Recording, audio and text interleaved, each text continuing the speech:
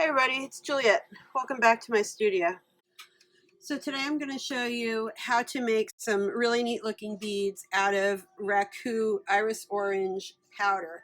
The glass is Reichenbach 108 and it comes in a powder form. You need to be careful when you're using this.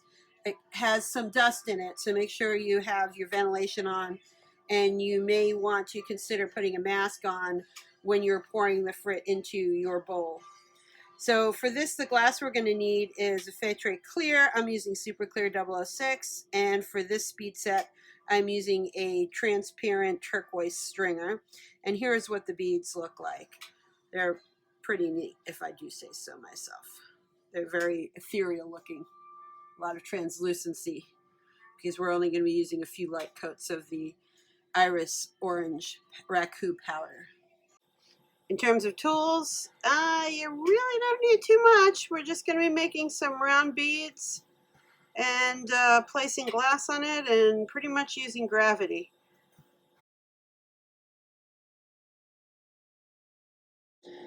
Fire up the torch. If you're using a lighter like me, make sure you store it in a safe place away from hot flying glass. Okay, we're going to start by winding on a base bead in clear. I'm using a FRIT Super Clear, but pretty much any clear would work. Now I've prepared my frit by pouring a bunch of it into an au jus bowl.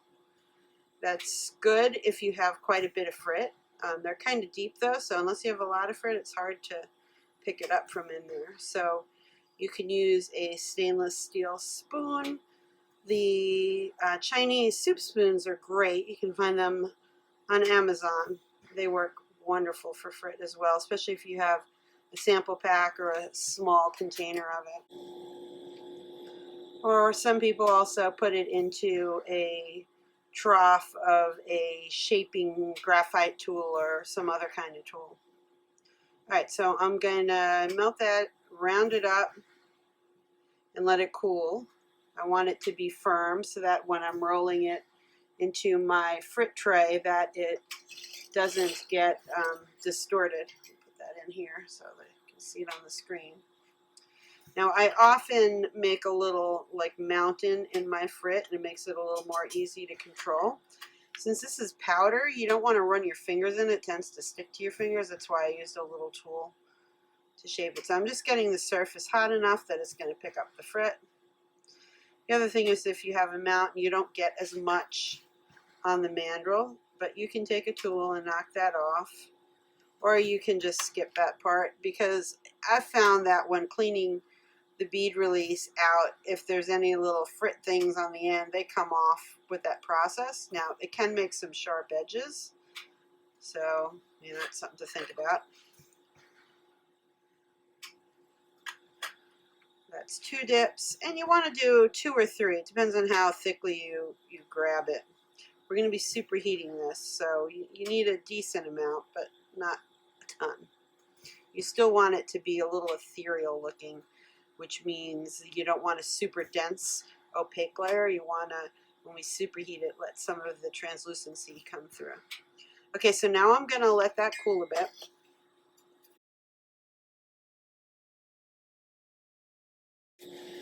And then the next step is going to be to superheat it. I'm going to take the bead into the tips of the flame candles, just right off the edge of it, and superheat it.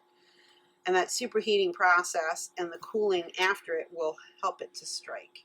So I'm warming it in the back, and then I'm bringing it up all the way to my candles.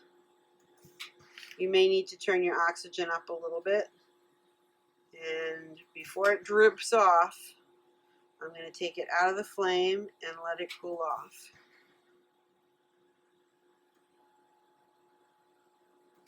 Now in that attempt, I may have overheated it a little bit too much and burned too much off.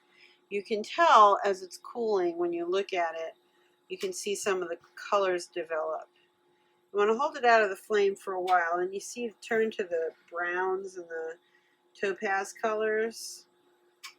That means it's been struck. So that's the color you're going for. You can try striking it a second time if you want. Get it that super hot white. You don't want it to reduce in there. You can kind of see the change in the color on the face of the bead. You can get away with this a couple of times. More than that, it'll mostly burn off, and then you'll need to dip back in your frit and add on another layer. So as that's cooling now, you're starting to see the brown colors, the darker brown develop. And that means you're going to get some color out of the raku.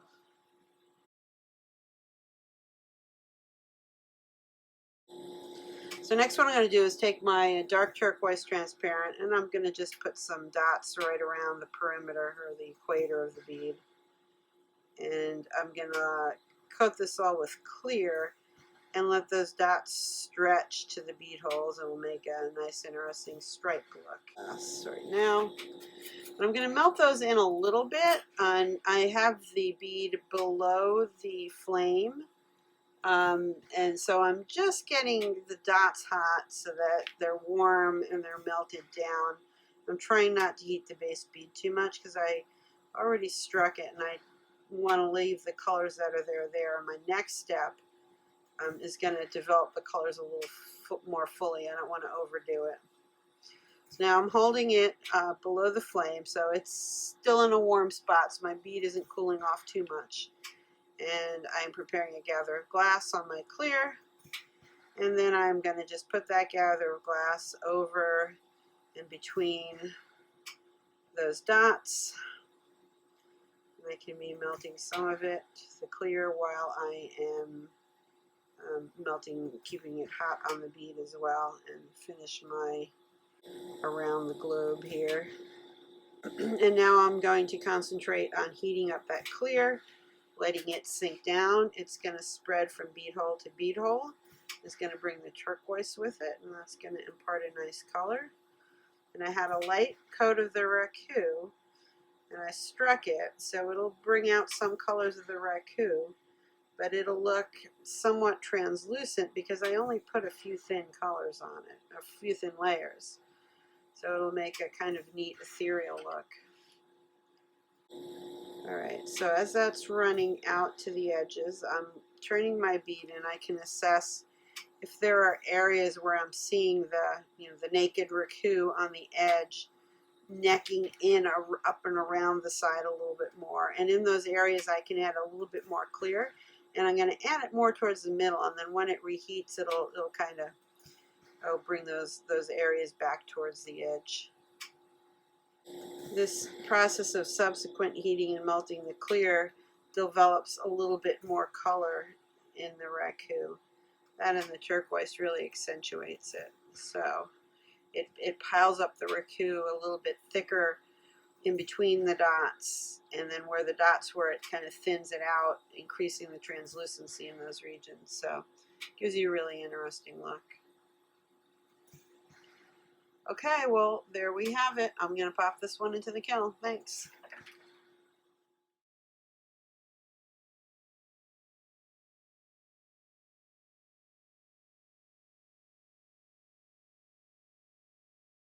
So I wanted to show you a few variations on this bead style. These ones here were some of the first prototypes I made before I added the turquoise to it. They feature just transparent clear and the raku frit. And you can see I did manage to get some different colorations out of the raku glass. This one on the far left was not struck very well, or I overheated it too much. It went back to that, that tan color. Some of the ones in the middle, you are seeing shades of the blues and the turquoise, and it's still fairly translucent. I think it looks kind of neat. It's almost iridescent like you'd see in opals. Here's another variation on a theme. This is a squeezed bead, and I applied the raku frit on this, and you can sort of see it. I re-encased it with clear, and then I squeezed it in a Calera press. I cased it in 2 segments, so that's why you get that line down the middle where the frit sort of escaped between the 2 encasing lines. So be sure to check out my playlist on frit techniques. There are several videos already released, and there will be a few more coming up soon.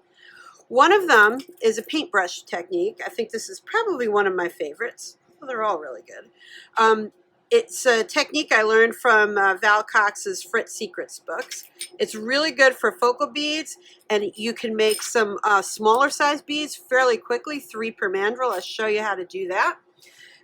There's a collection of organics bead styles. It's based on an article I wrote in Glassline magazine a number of years ago, and I did a variation on it using intense black as opposed to the original with silvered ivory, and you can use pretty much any color frit with that. I have a faux boro video out there, and there's a number of alternates that you can do. The green is one of them, but this makes really cool dragon scale beads. And then I also have my nebula beads, and these make some really cool nebula looking thing using the iris reduction frits. And there's again some variations on the theme, and I have some tips in there what I found works best and what doesn't work. Some of the new videos coming out are going to be how to pull flat stringers from frits, and these are great for floral beads. And I'm also going to have a new one coming out soon about how to use chunks and pull that into stringer. Sometimes you can get like a number 5 frit, which are chunks around this size, or sometimes you may get rod. Actually, in a rod, it's a big, 1-inch diameter cane, and you have to chop it up, and you can use that. So I'll have a video on that coming out soon too. You can also take any of these size chunks or rods of glass and make your own frit. So I'll show you how to do that as well. So make sure you like and subscribe so you get notification of all the new stuff coming out. Thanks for watching. Bye.